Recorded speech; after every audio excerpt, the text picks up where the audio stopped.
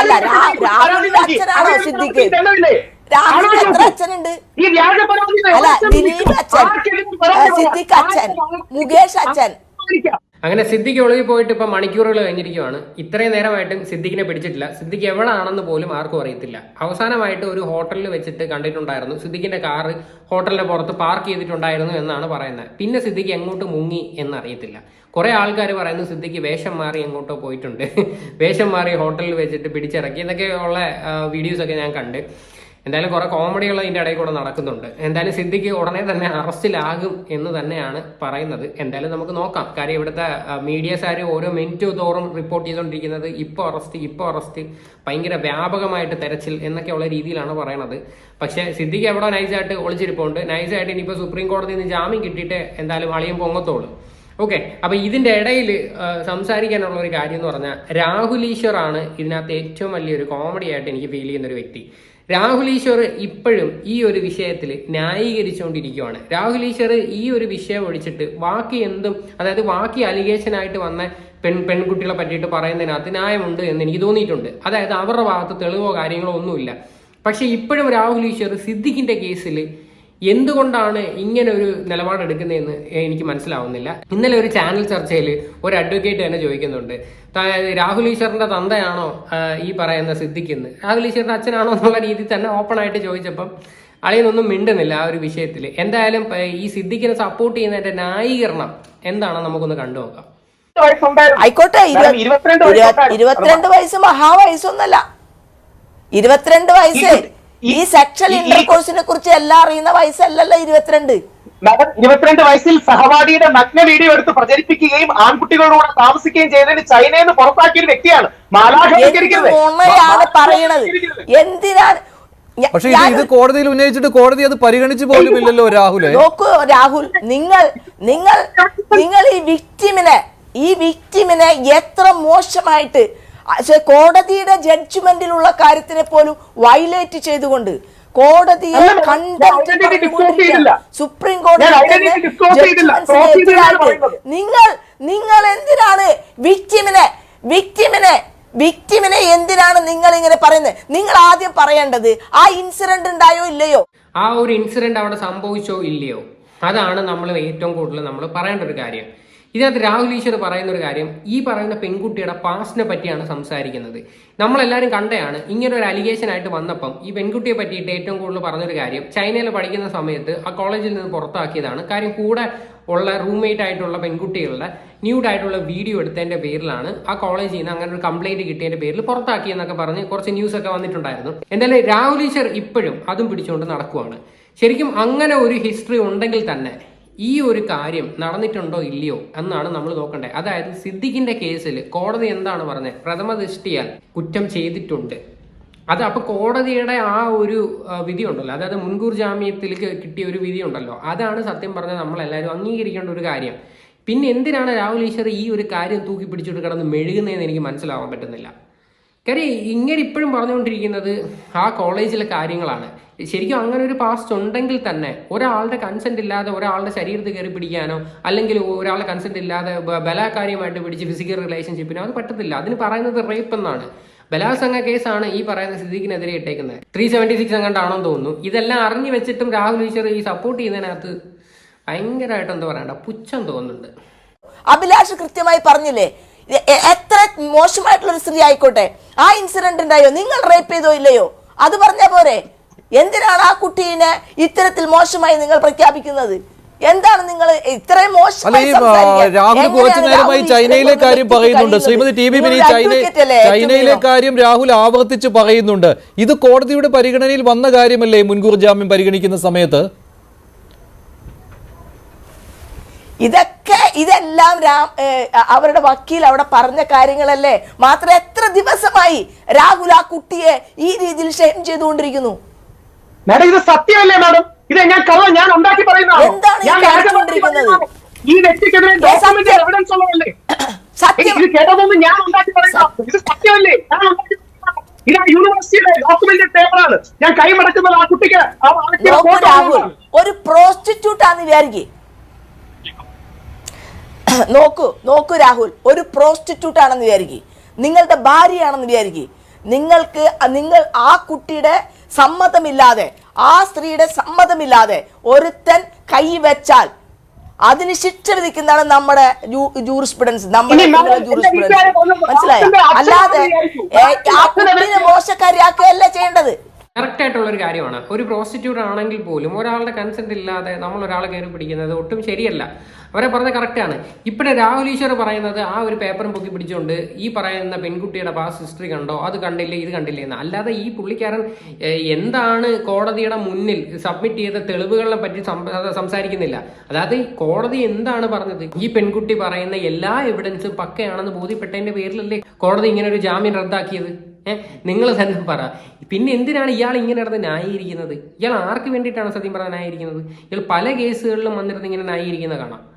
അതെല്ലാം പോട്ടെന്ന് വയ്ക്കാം. പക്ഷെ എന്നാലും സിദ്ദിഖിന്റെ കേസിനകത്ത് പറഞ്ഞിരിക്കുന്ന മെയിൻ എവിഡൻസ് നിങ്ങൾ നോക്കണം. ആ പെൺകുട്ടി എന്താ പറഞ്ഞത്, ഹോട്ടൽ റൂമിന്റെ പുറത്ത് ഒരു പൂള് പോലെ ഉണ്ടായിരുന്നു, അങ്ങനെ ഒരു സംഭവം ഉണ്ട്, പിന്നെ കഴിച്ച ഭക്ഷണം വരെ പറയുന്നുണ്ട്. ഇതെല്ലാം കോടതിക്ക് ബോധ്യപ്പെട്ട കാര്യമാണ്. രാഹുൽ ഇപ്പോഴും പറയുന്നത് ചൈനയിൽ വെച്ചിട്ട് ഇങ്ങനൊരു സംഭവം ഉണ്ട്, ഇതിനെപ്പറ്റി നിങ്ങൾ ആരും സംസാരിക്കാത്ത എന്താ? ശരിക്കും കോടതിയിൽ ഈ ഒരു വിഷയം ചർച്ച ചെയ്തതാണ്, ഈ പെൺകുട്ടിക്ക് ഇങ്ങനൊരു പാസ്റ്റ് ഉണ്ടെന്നുള്ള രീതി. എന്നിട്ട് കോടതി അതൊന്നും കണക്കാക്കിയത് പോലും ഇല്ല. ഇനിയാണ് ശരിക്കും കോമഡി. വ്യാജ പരാതി അല്ലല്ലോ, ഓ കുട്ടി കൃത്യമായി പറഞ്ഞിട്ടുണ്ടല്ലോ.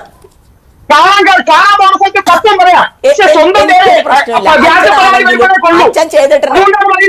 സ്വന്തം കാര്യത്തിൽ വ്യാജ ആൾക്കാർക്ക് കൊള്ളു. അച്ഛനാണോ സിദ്ദിഖ്? അച്ഛനുണ്ട്. ഈ വ്യാജ ദിലീപ് അച്ഛൻ, സിദ്ദിഖ് അച്ഛൻ, മുകേഷ് അച്ഛൻ. എന്തൊരു കഷ്ടമാണിത്. എടോ, ഈ മെയിൽ ഷോവനിസത്തിന്റെ ഏറ്റവും പ്രധാനപ്പെട്ട കാര്യമാണ് ഒറ്റയെടുത്ത് സംസാരിക്കുന്നത്. എനിക്ക് ഒറ്റയെടുത്ത് സംസാരിക്കാൻ ഇതിനകത്ത് ഒറ്റ ലൈൻ ഉണ്ടല്ലോ രാഹുൽ, 23-ാമത്തെ പാരഗ്രാഫിൽ. അല്ല ഇന്നത്തെ പാരഗ്രാഫിൽ തന്നെ 23-ാമത്തെ, ഇന്നത്തെ വിധിയിൽ തന്നെ 23-ാമത്തെ പാരഗ്രാഫിൽ അത് കൃത്യമായിട്ട് ഈ രാഹുൽ പറഞ്ഞതിനുള്ള മറുപടിയുണ്ട്. എന്തായാലും സംഭവം ഇതാണ്. രാഹുൽ എന്തായാലും നൈസായിട്ട് തന്തയ്ക്കോട് കേട്ടതാണ്. അത് കേൾക്കുമ്പോൾ അറിയാം രാഹുലിന്റെ അച്ഛനാണോ സിദ്ദിഖെന്ന്, നിന്റെ തന്തയാണോ സിദ്ദിഖ് എന്നുള്ള രീതിയിലാണ് പച്ചയ്ക്ക് ചോദിക്കാതെ പുള്ളിക്കകത്ത് നൈസായിട്ട് ചോദിച്ചതാണ്. നല്ല രീതിയിൽ ട്രോൾ ആവുന്നുണ്ട് ഈ ഒരു വിഷയത്തിൽ. എന്തായാലും രാഹുൽ ഈശ്വറും ഈ പറയുന്ന വേറൊരു ഡയറക്ടർ ഉണ്ടല്ലോ, ഇതൊന്ന് ബൈജു എന്നങ്ങാണ്ട് പറയുന്ന ഒരു ഡയറക്ടറും തമ്മിൽ എപ്പോഴും ഇതുപോലെ പ്രശ്നങ്ങളാണ്. ഈ അടുത്തും അങ്ങനെ ഒരു ന്യൂസ് ചർച്ചയിൽ വന്നിരുന്നു. ഭയങ്കര കോമഡിയാണ്, രണ്ട് ടീമുകളും കോമഡിയാണ്. ഇനി നമുക്ക് വലിയൊരു കോമഡി നമുക്കൊന്ന് കാണാം. ഇന്നലെ ഈ ഒരു സംഭവം നടന്നതിന് ശേഷം മിന്നു മുനീർ ഇതുപോലെ ചാനൽ ചർച്ചയിൽ വന്നിരുന്ന് കുറച്ച് കാര്യം പറയുന്നുണ്ട്. അതൊന്ന് കേട്ട് നോക്കാം. അതോടൊപ്പം തന്നെ സിദ്ദിഖിനെതിരെ നടപടി പോകുന്നുണ്ടല്ലോ, അത് പോലീസ് എന്തെങ്കിലും ഒളിച്ചു കളിക്കുന്നു എന്നുള്ള തോന്നലുണ്ടോ താങ്കൾക്ക്? ഒന്നുമില്ല, എനിക്ക് പൂർണ്ണ തൃപ്തിയുണ്ട്. SIT ടീമിനോട് ഞാൻ ഈ അവസരത്തിൽ സർക്കാരിനോടും SIT ടീമിനോടും ഞാൻ ആത്മാർത്ഥമായി നന്ദി രേഖപ്പെടുത്തുകയാണ്. അവരുടെ ആത്മാർത്ഥമായ unwavering commitment to justice, really hats off. ഞാൻ വളരെ സംതൃപ്തിയാണ്. പക്ഷേ മുകേഷിന് പുറത്തു വരാൻ കഴിഞ്ഞിട്ടുണ്ട്, മുകേഷിന് മുൻകൂർ ജാമ്യം കിട്ടിയിട്ടുണ്ട് നേരത്തെ തന്നെ. ഓക്കെ, എന്നാലും അറസ്റ്റ് ചെയ്തല്ലോ. അറസ്റ്റ് ചെയ്യാന്ന് വെച്ചാൽ തെറ്റ് ചെയ്തെന്നല്ലേ? പക്ഷെ അതൊരു സാങ്കേതികമായ കാര്യത്തിലേക്ക് പോവുകയാണ്. ഒരു അറസ്റ്റ് രേഖപ്പെടുത്തി വിട്ടയച്ചു. അപ്പോൾ താങ്കൾ വിശ്വസിക്കുന്നുണ്ടോ ഇതിലൊരു ക്രൈം പ്രൂവ് ചെയ്യാൻ പറ്റുന്ന രീതിയിലേക്ക് ഇൻവെസ്റ്റിഗേഷൻ പോകുന്നുണ്ട് എന്ന്? മുകേഷിന്റെ കാര്യത്തിലാണ് ഞാൻ ചോദിച്ചത്. തീർച്ചയായിട്ടും എനിക്ക് SIT ടീമിന് അത്രയ്ക്കും വിശ്വാസമാണ്. അതുപോലെ തന്നെ ഗവൺമെന്റിനെ വിശ്വാസമാണ്. ഇവിടെ ഇപ്പൊ ഒന്നെനിക്ക് മനസ്സിലായി, law is equal to everyone. ഈ പുള്ളിക്കാരത്തി കുറച്ച് ദിവസത്തിന് മുന്നേ പറഞ്ഞൊരു കാര്യം നിങ്ങൾ ഓർക്കുന്നോ? SIT കാരണം ഭയങ്കര ബുദ്ധിമുട്ടാണ്. എനിക്ക് എൻ്റെ മകൻ റൂമിൽ കയറി കഥ ഉടച്ച് കിടക്കുവാണ്. എൻ്റെ ലാപ്ടോപ്പിൽ അവർ വന്ന് കയറിയത് പരിശോധിക്കുവാണ്. എൻ്റെ ഫേസ്ബുക്ക് അവർ പിടിച്ച് കുറച്ചുകൊണ്ട് പോയി. ഞാൻ DGPക്ക് അവർക്കെതിരെ കംപ്ലൈൻറ്റ് കൊടുക്കുവാണ് എന്നൊക്കെയുള്ള രീതിയിലാണ് വന്നിരുന്ന് സംസാരിച്ചത്. പിന്നെ വേറെ കുറേ കാര്യങ്ങൾ പറയുന്നുണ്ടായിരുന്നു. പക്ഷേ ഇപ്പം നൈസായിട്ട് വന്ന് ഇങ്ങനെ പറയുന്നത് കേൾക്കുമ്പോഴത്തേക്ക് കോമഡിയാണ്. SIT എനിക്ക് വിശ്വാസമുണ്ട്, SIT അടിപൊളിയായിട്ടാണ് ചെയ്തത്. കാര്യം മിന്നു മുനീറിന്റെ കേസ് എന്തായാലും പൊളിഞ്ഞ്. അത് കാര്യം ഇന്നലെ മുകേഷിനെ അറസ്റ്റ് ചെയ്തിട്ടുണ്ടായിരുന്നു. അതൊരു നോർമൽ പ്രൊസീജിയറാണ്. പിന്നെ അത് ജാമ്യത്തിൽ വിടുകയും ചെയ്തു. ഓൾറെഡി മുൻകൂർ ജാമ്യം ഉണ്ടായതിന്റെ പേരിൽ. എന്തായാലും മിന്നു മുനീറിന്റെ കേസിൽ കോടതി തന്നെ വ്യക്തമായിട്ട് പറഞ്ഞതാണ്. കാര്യം ഈ ഇത്രയും പീഡനങ്ങളും കാര്യങ്ങളും ഒക്കെ അനുഭവിച്ചിട്ടുണ്ട്, പിന്നെ എന്തിന് നിങ്ങൾ വാട്സാപ്പിൽ മെസ്സേജ് അയക്കണം, പൈസ കടം ചോദിക്കണം എന്നൊക്കെയുള്ള രീതിയിൽ തന്നെ കോടതി ആ ഒരു വിഷയം അഡ്രസ്സ് ചെയ്തതാണ്. എന്തായാലും അതിനകത്ത് പുള്ളിക്കാരത്തി നൈസായിട്ട് പൊളിഞ്ഞ് ഇനിയിപ്പം അടുത്ത കുറച്ച് പരിപാടികളായിട്ട് ഇങ്ങനെ വന്നിരുന്ന് കയറിയിരിക്കുവാണ്. സത്യം പറഞ്ഞാൽ ഇവരൊക്കെ എന്തിനാണ് വന്നിരുന്നത് ഇങ്ങനെ വന്ന് കയറിയിരുന്ന് ഇങ്ങനെ സംസാരിക്കേണ്ട കാര്യം? ഇപ്പോൾ ഇവരുടെ ഫോട്ടോ ബ്ലർ ചെയ്യണ്ടേ? അതാണ് ഞാൻ ചോദിക്കുന്നത്. ഇപ്പോൾ എന്താ ഇവരുടെ ഫോട്ടോ എന്താ ബ്ലർ ചെയ്യാത്ത? ഭയങ്കര കോമഡിയാണ് കേട്ടോ. ഇവർ കാണിക്കുന്നതാണ് ഏറ്റവും ഭയങ്കര ഉടായ്പായിട്ട് എനിക്ക് ഫീൽ ചെയ്യുന്നത്. അതെനിക്ക് മനസ്സിലായി. Regardless of social status and the position, I understood. അല്ലെങ്കിൽ ഇന്ന് അറസ്റ്റ് ചെയ്യാൻ പറ്റത്തില്ലല്ലോ. സോ ആർക്കും ഇനി ഒരു തെറ്റിൽ നിന്നും ആർക്കും ഒളിച്ചോടാൻ ഇനി സാധിക്കുകയില്ല. എല്ലാവരും കുടുങ്ങും, എല്ലാവരെയും പിടിക്കും, ഉറപ്പാണ്. പക്ഷെ ഇവരെയൊന്നും ഇതുവരെ ചോദ്യം ചെയ്യുവാൻ കഴിഞ്ഞിട്ടുണ്ടായിരുന്നില്ല. ഈ മുകേഷിന്റെ കാര്യത്തിലൊക്കെ എത്ര നാളായി ചോദ്യം ചെയ്യൽ? ഇന്നാണ് നടന്നത്. സിദ്ദിഖിന്റെ കാര്യത്തിൽ നടന്നല്ലോ, ഇന്നെങ്കിലും നടന്നല്ലോ. സിദ്ദിഖിനെതിരെ ഇതിനു മുൻപ് സിദ്ദിഖിനെ ഒന്ന് വിളിച്ചു വരുത്താൻ പോലും SIT തയ്യാറായിരുന്നില്ല കേട്ടോ. അതും താങ്കൾ ശ്രദ്ധിച്ചു കാണുമല്ലോ അല്ലേ? അതെ അതെ അതെ. ഇത്തരം കാര്യങ്ങളൊക്കെ ദൈവത്തെ ഓർത്ത് മീഡിയാസിൻ്റെ അടുത്ത് പറയും. ഇങ്ങനെയുള്ള ആൾക്കാരെ ദൈവത്തെ ഓർത്ത് പ്രൊമോട്ട് ചെയ്യാതിരിക്കുക. ഇവരുടെയൊക്കെ ഭാഗത്ത് എന്തെങ്കിലും ന്യായം ഉണ്ടെങ്കിൽ വേണ്ടില്ല. സിദ്ദിഖിനെതിരെ വന്ന ആ പെൺകുട്ടി പറഞ്ഞ ഒരേ സ്റ്റേറ്റ്മെന്റിൽ ഉറച്ചു നിന്നതിന്റെ പേരിലാണ് ഇപ്പൊ ആ കുട്ടിക്ക് നീതി കിട്ടിയെന്ന് തന്നെ പറയാം. കാര്യം ഇപ്പം ജാമ്യം വരെ റദ്ദാക്കി സിദ്ദിഖ് കിടന്ന് ഒളിച്ചും പാത്തും കിടന്ന് അങ്ങോട്ടും ഇങ്ങോട്ടും തേരാപ്പാര ഓടുന്നുണ്ടല്ലേ. അതേപോലെ ഈ ആൾക്കാർ അതേപോലെ ഈ മിന്നു മുനീർ പറഞ്ഞിരിക്കുന്ന കാര്യങ്ങളിൽ എന്തെങ്കിലുമൊക്കെ സത്യാവസ്ഥ ഉണ്ടായിരുന്നുവെങ്കിൽ ഇതുപോലെ മുകേഷ് മുങ്ങിയനെ.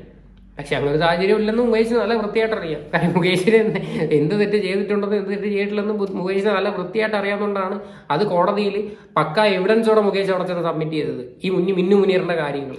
ഇനി വേറൊരു കാര്യം എന്ന് പറഞ്ഞാൽ സിദ്ദിഖിന് വേണ്ടിയിട്ട് സുപ്രീം കോടതിയിൽ അപ്പിയർ ചെയ്യണത് മുകുൾ റോത്തങ്കി എന്ന് പറയുന്ന സീനിയർ ആയിട്ടുള്ള ഒരു അഡ്വക്കേറ്റാന്ന് പറയുന്നു. ഈ അഡ്വക്കേറ്റ് തന്നെയാണ് ദിലീപിന്റെ ജാമ്യത്തിന്റെ കേസിലും അപ്പിയർ ചെയ്തിട്ടുണ്ടായിരുന്നത്. എന്നാൽ ആ ഒരു ന്യൂസ് ഒന്ന് കേട്ടു നോക്കാം. പ്രധാനപ്പെട്ട ഒരു വാർത്തയിലേക്ക്. സിദ്ദിഖിനായി സുപ്രീം കോടതിയിൽ മുതിർന്ന അഭിഭാഷകൻ മുകുൾ റോത്തങ്കി ഹാജരായേക്കും. മുൻകൂർ ജാമ്യം തള്ളിക്കൊണ്ടുള്ള ഹൈക്കോടതി വിധിപ്പകർപ്പ് പുറത്തു വന്നതിന് പിന്നാലെ മുകുൾ റോത്തങ്കിയുമായി സിദ്ദിഖിന്റെ അഭിഭാഷകർ ചർച്ച നടത്തി. നാളെയോ മറ്റന്നാളോ സുപ്രീം കോടതിയിൽ മുൻകൂർ ജാമ്യാപേക്ഷ നൽകിയേക്കും. കൊച്ചിയിൽ നടിയെ ആക്രമിച്ച കേസിൽ ദിലീപിന് വേണ്ടി ഹാജരായതും മുകുൾ റോത്തങ്കിയാണ്. ശ്യാം ദേവരാജ്, റൂട്ടെല്ലാം പഴയത് തന്നെ. നമുക്ക് ലഭിക്കുന്ന ഏറ്റവും ഒടുവിലത്തെ വിവരം അനുസരിച്ച് സുപ്രീം കോടതിയിലേക്ക് പോകുന്നു. മുകുൾ റോത്തങ്കി ഹാജരാകാൻ പോകുന്നു അല്ലേ?